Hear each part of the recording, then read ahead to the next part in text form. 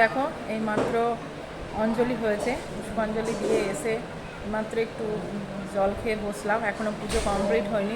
মন্দিরের ভেতর ভীষণ গরম, প্রচুর ধূপের ধোঁয়া, চোখ জ্বালা করছে। তো আবারও যেতে হবে, পুজো কমপ্লিট হয়নি।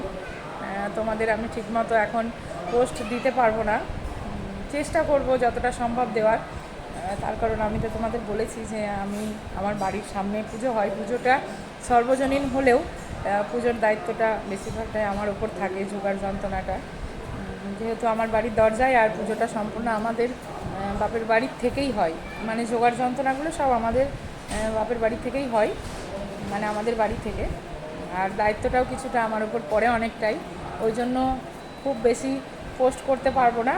ক্লিপগুলো ছোট ছোট করে নিয়ে রাখবো, পরে শেয়ার করব তোমাদের সাথে, আর চেষ্টা করব শেয়ার করার মাঝে মাঝে। তো ভীষণ গরম লেগে গেছে, এসে একটু বসলাম। চলো আবার মন্দিরে গিয়ে তোমাদের সাথে আবার শেয়ার করি।